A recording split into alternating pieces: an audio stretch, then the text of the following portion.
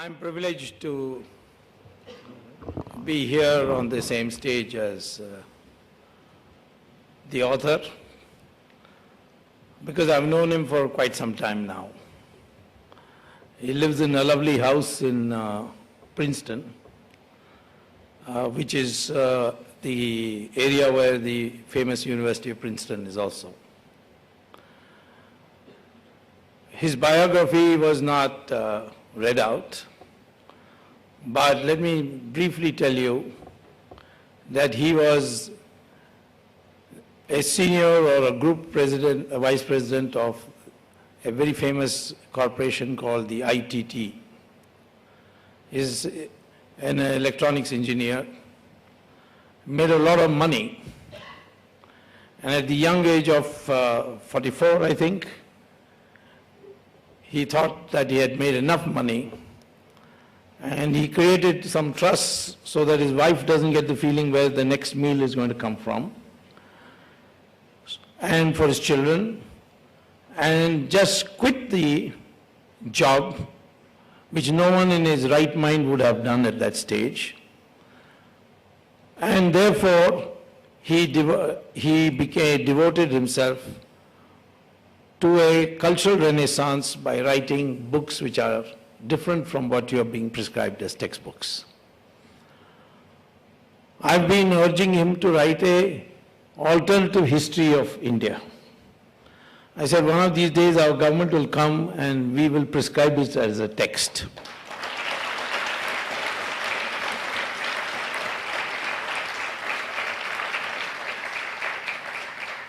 Because much of the problem concerned with breaking of India is because the Indians have not been brought up on a clear concept of identity. In most of the important countries of the world, the first thing that is dinned into the mind of the citizen is his identity. Sometimes the formulation of identity is such that you know that it can't apply to everybody, but still they say the identity of nation is this. For example, Samuel Huntington wrote a book called Who We Are. And he says that America's identity is white, Anglo-Saxon, Protestant, Christian, speaking English. Now we know there is a very big segment which is not white, which is not Protestant, which is not even English speaking. There are a lot of Spanish speaking people who don't speak English. But he argued, and it has been accepted, that that is the identity of America. And it describes the parameters with which Americans are to function. So if I ask an Indian, what is the identity of Indian? After much persuasion, the only answer I get is, I have an Indian passport. That is not an Indian. What about the past? What is your connection with the past? There the problem arises, because if you say your past is the Hindu past, then what about the Muslims and the Christians? How do you fit them in? So I'd like to say that in order to analyze what are the forces breaking India, we must first know the cause, and then we must briefly describe the cure. When India became independent in 47, Churchill said, within 3 years India will break up. In 1967, Nixon wrote a book saying India will break up into 20 countries. The Chinese, whom I know well, and I've been many times to China, they told me in 1962 they were sure that India will break up into several countries after the defeat, because it was an artificial union. Many Indians think that India was created by the British, by the Act of 1947, which is called the Indian Independence Act. So therefore, we need a counter intellectual movement. much like Vishwamitra, who was not given entry into the heavens. So he created a counter heaven, a counter universe, till the gods got scared and then told him that we accept you. I think today in our modern India, we have a new Vishwamitra in making, he's Rajiv Malhotra. Because I've read his books, I've stayed with him in his lovely house, and I find that he's only devoted to this work. He has no other interests. Of course, he's made a lot of money, but he has put that money to good use. The British created this Dravidian movement. The British fostered it, financed it, and through the English education made sure that you never knew what the origin of the word Dravidian is. Dravidian word is not a Tamil word. Dravidian word is a Sanskrit word, which was invented by or first publicized by Adi Shankara when he went to Varanasi to debate Mandana Mishra. You know the Hindu tradition, which is also the Buddhist tradition, Uttaramimsa school tradition, that you could convert somebody individually to your religion if you had a discussion and defeated them in that discussion. That's called Shastrat. And so Shankara went all over the country holding these debates, winning at every place. But the greatest spokesman of Uttaramimsa school was Mandana Mishra in Varanasi. And he challenged him. Now, challenged to a debate, he accepted it, but the question was who's going to be the umpire. So finally, because one is the greatest spokesman of Hinduism at that time, and the other was the greatest spokesman of Buddhist way of thinking or Uttaramimsa school. And so who will be the umpire? So finally, it was decided that Mandana Mishra's wife will be the umpire. That was his first mistake. Because the wife knows too much about the husband, so she's not going to ever declare him a winner. In fact, Mandana Mishra lost the debate. First question his wife asked Shankara, who are you? He said, I'm Dravida Shishu. Shishu means child. What is Dravida? Explain, it's a sandhi of two words, tra and vit. Essentially translated means where the three coasts meet or the three oceans meet. So it was a regional term. But the British made it into a racial term. And this racial term led to even the divisions in interpretation of Ramayana. That Ravan was Dravida and Ram was Arya. The word Aryan doesn't exist in Sanskrit literature. Arya exists, means a cultured, noble person. And in Tamil we say Ayya. Every word we have some similar word. But Ravan was not even a Dravidian in that sense. He was not even a regionally South Indian. Because he was born in Noida, which is just on the border of Delhi. His wife Mandutri was born in Meerut. He came to know about Guber and Sri Lanka. So he went and conquered Sri Lanka. And after that he was constantly trying to conquer Ayodhya. So therefore there was no such concept. On what basis the British created this? All on artificial basis. Color. Skin color has got nothing to do with race. It has got to do with pigmentation. Michael Jackson proved it by taking out his pigmentation. He began looking like a white man. Race is decided by DNA. Can you produce a single study in this country or in the world which says that the Indian DNA between North and South is different? It's the same. Recently, the University of Cambridge has come out with a study. The University of Texas in Houston, the University of Houston University. They've all come out with studies that the DNA of Indian is the same. But for years and years, and even now, this Aryan-Dravidian theory is being used. That a group of people, the whole of India was being ruled by Dravidians. Then the Aryans came from Khyber Pass. They were brutal people. They drove the Dravidians to the south and created this. This has to be demolished. It's being slowly demolished. I found in one debate I had, not one debate, newspaper exchange, in the Hindu newspaper, for some reason unknown to anybody, including myself, Ram and I are very good friends. So if I give anything to publish, he publishes it. So Ramila Thapar wrote an article about India's secularism. And there she says that she is not an adherent to the Aryan-Dravidian theory. Took me by surprise, because for years she has been propagating this Aryan-Dravidian theory, even to the extent of saying that Ashoka was a Greek. That when Alexander came to India and conquered India, he fathered the grandfather of Ashoka.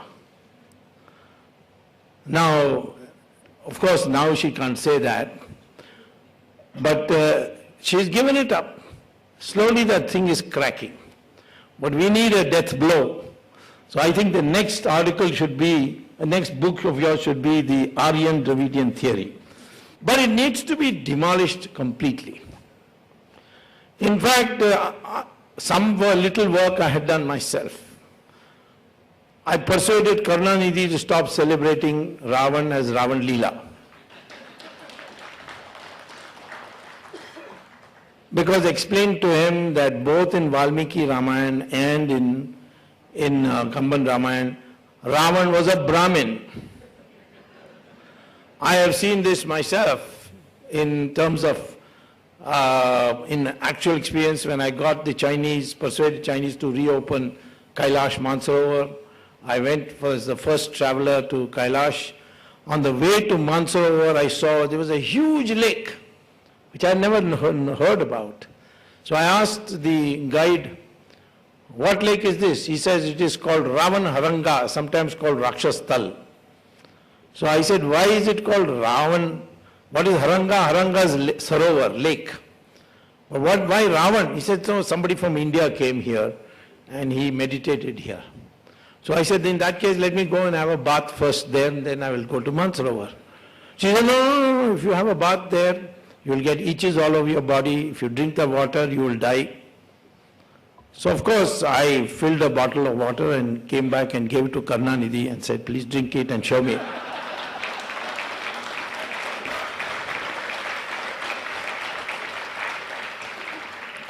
Now the Dravida movement used to name their sons as Ravanan.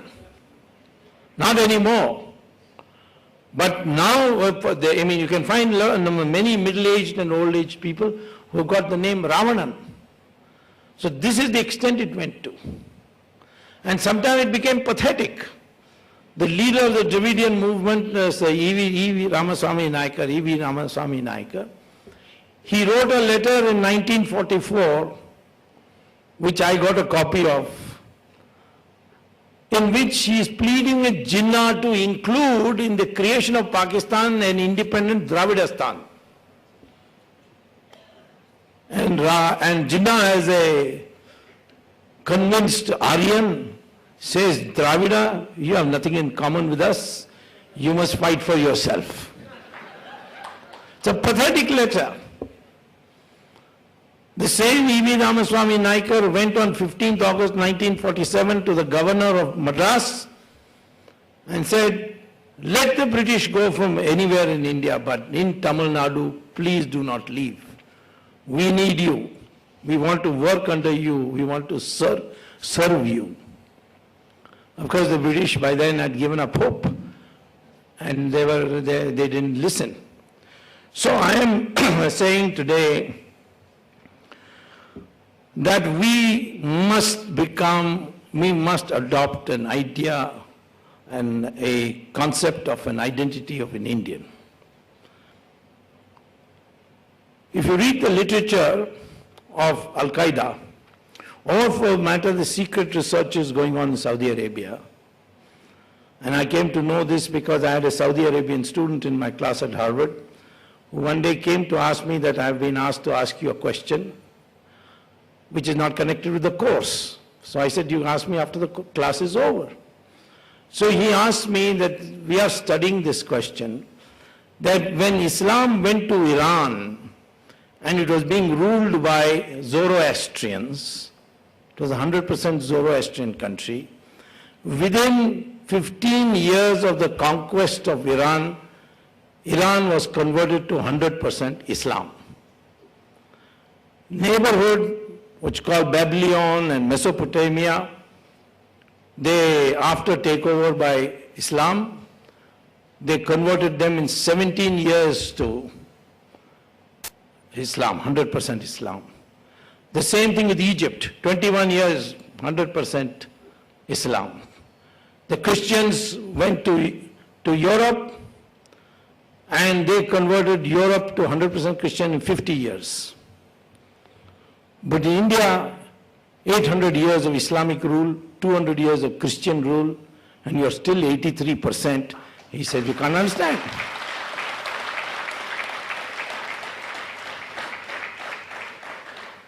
And the reason is that Indians kept, or Hindus, kept fighting. And it's not that the Muslims didn't join. In fact, Shivaji had a Muslim general there. And there were Hindus in Aurangzeb's army also. But those are exceptions. But the Hindus fought. And the most glorious empire we produced for 350 years was born in Karnataka. The Vijayanagara Empire, founded in Hampi, Hastinapur. By the way, Mandana Mishra, after he converted to Hinduism, Adi Shankara appointed him as the first Shankaracharya of Sringeri. So Sringeri Ashram began with that. And one of the successor Sringeri Acharyas, they created Vijayanagara Empire on the basis of two young Muslim boys who were reconverted to Hinduism. Hukka and Bukka or something like that. It lasted 350 years. It spread right up to Assam. It covered more territory than Mughal rule ever. And Mughal rule, really the core Mughal rule was from Akbar to Aurangzeb. It's 150 years only. But you see the history books, one chapter for each Mughal emperor. But Vijayanagara Empire, one paragraph. In South India, there was an empire called Vijayanagara Empire. North Indians even today do not know Vijayanagara Empire. So we need a new history book to tell you your identity. And they were fighting. What about Guru Gobind Singh? What about the sacrifice of Guru Tegh Bahadur? So these are the things that have to be brought into a book. I mean, I'm very happy about the book he's written about Breaking India because I'm a Tamilian. And as a Tamilian, I've been fighting this Dravidian movement from day one. Most other anti-Dravidian people are too afraid to fight them because they are a bit violent. But then I know how to take care of violent people also.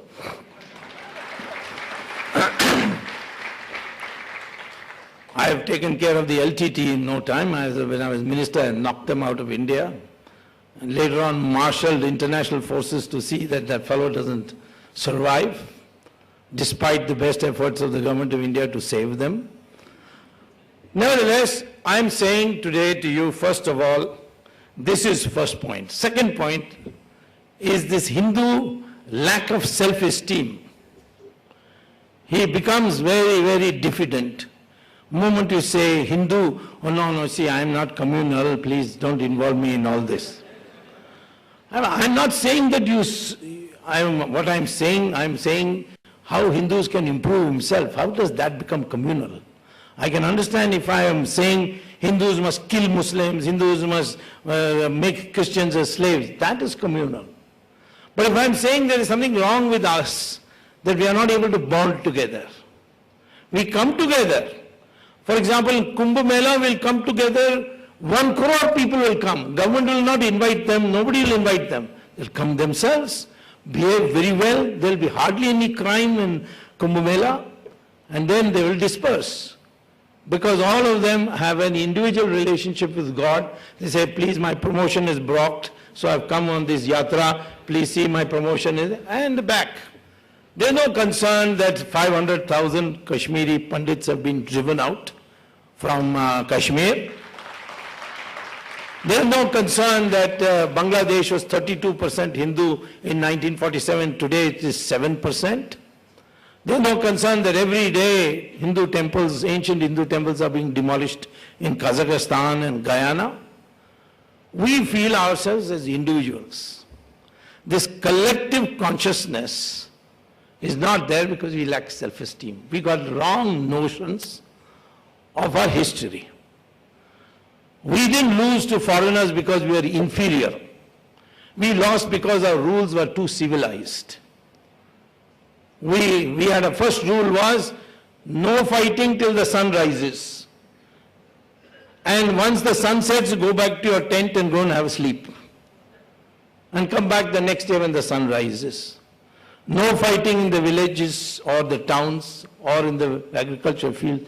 Fighting must be in the open Maidan only, where minimum damage is caused to the civilians. And third is that if you, after get defeated, if you defeat the enemy and he apologizes, then you forgive him and send him back. So Prithviraj Chauhan sent back Muhammad Ghori 16 times. That was too much. 2 times, okay, but 16 times? And the 17th time, he got the support of his father-in-law, and therefore he won. And the first person, and that's how Islam came to India. So these civilized rules were not appropriate for these people who came in the night, who went into the cities and rampaged it, who didn't observe any of the rules, and if you defeated them and they apologized, they came back. Each time, by the way, Ghori apologized, but he came back. So therefore, those rules are the correct. Today also the same thing. This is what he's brought out very brilliantly, Rajiv Malhotra. The rules of discourse are such that if you don't understand, you can't defeat them. Why is Mr. Rajiv Malhotra considered a dangerous man today in the United States by the left-wing intellectuals and the India, what do they call India scholars or South Asian scholars? They don't even want to call themselves Indian scholars, they call themselves South Asian scholars. What is the history of South Asia except Indian history? So, this is because he speaks in their idiom and their articulation and defeats them. If he was a raving fanatic, then they would just say he's a fanatic and dismiss him. But he comes with all the credentials that they have or would like to have, and he argues in the idiom which they understand. And therefore, if there's an unbiased crowd such as the students, they get confused. And that's why today I think there is a process of begun to somehow accommodate him. His books are being prescribed in the university, but I know him, he is not going to melt. He's come with a mission and we will take it forward.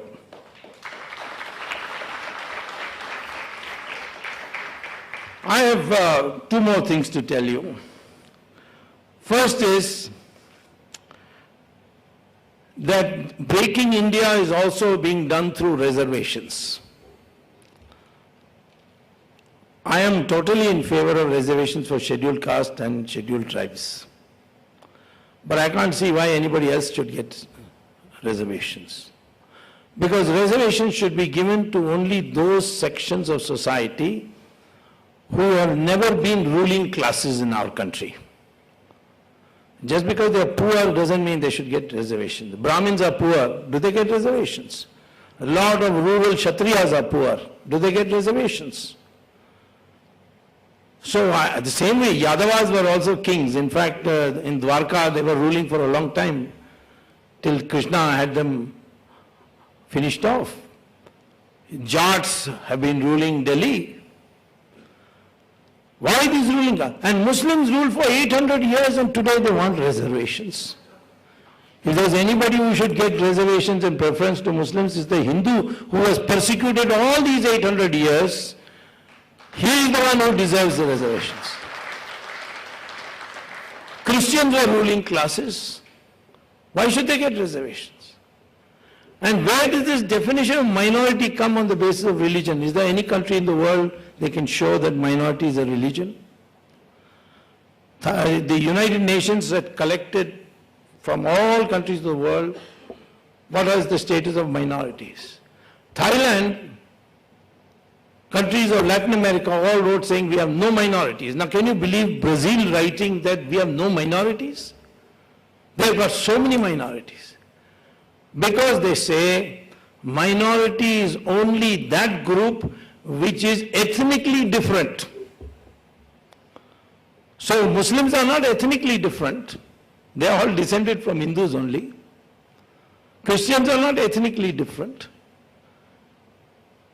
Scheduled caste I don't consider as minorities anyway. They are part of the Hindu community, but we exploited them. And therefore we have to make good for what they have suffered. Of course, as they join the mainstream, we should allow them. And we should go on co-opting them. Ambedkar is an example who should be called a Maharishi or a Brahmin. He should not be called a scheduled caste because he was a scholar. He went in 1915 to Columbia University, wrote a wonderful thesis on economics. PhD. But at the same time in seminars he was writing about the cultural unity of India. He says there is no country in the world which is culturally one as India is. But Jawaharlal Nehru was a bit jealous of him because Jawaharlal Nehru used the word Pandit for himself after failing in all exams.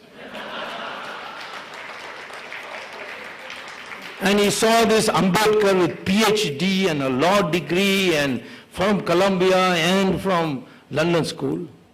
So he felt jealous, like he felt jealous about Subhash Chandra Bose. So he cornered him. Do you know that Ambedkar lost his deposit in 3 successive Lok Sabha elections in Maharashtra? Because Nehru saw to it that he would lose the amount of money he spent. And he became bitter in the end. But even then he converted only to Buddhism. He was being pursued by the Christian lobbies and the Muslim lobbies to convert to their religion, but he said no. And he became a Buddhist. It was the Janata government which then gave him Bharat Ratna. He was denied Bharat Ratna.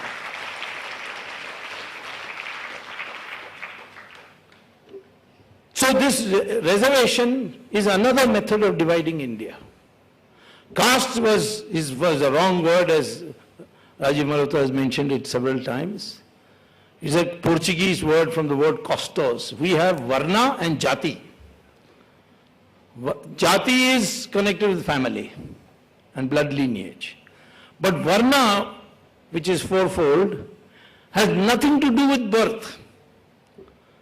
2 Maharishis, Bhrigu and Bharadwaja, decided that for a stable society, the power should be decentralized. And Bhrigu said there are 4 sources of power: knowledge, weapons, wealth and land. And he said no one person should have more than 2 or more than one of this. So if you have knowledge, if you are specialized in knowledge, you will not have weapons, you will not have wealth, you will not have land. And he said they should be venerated. They were called Brahmins.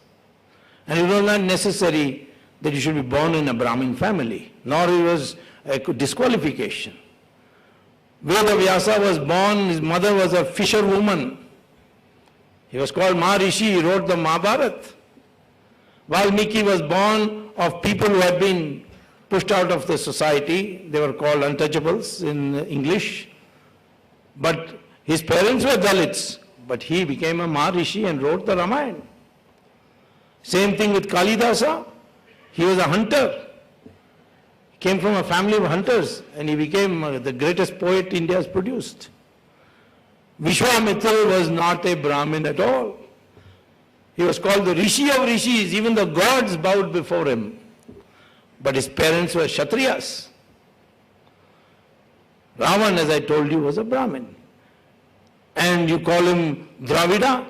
When Ramayana describes when Ravan's body was brought to the palace and Mandodari wept over him, she said, "Oh Arya Putra." I showed this to Karunanidhi also. Now, this was the fact which has been completely forgotten. Of course, today we can't modify and reform the Varna. Jati doesn't matter. It is mostly used for families. And ultimately, it also has no blood significance. Over the years, coming years, we should have a movement to slowly identify ourselves as nothing but Hindus and leave caste completely outside. There's one more thing that is called minoritism, which he mentions in his book. And that is pandering to the minorities. Well, there's no harm in accommodating what is called an affirmative action in America, minorities.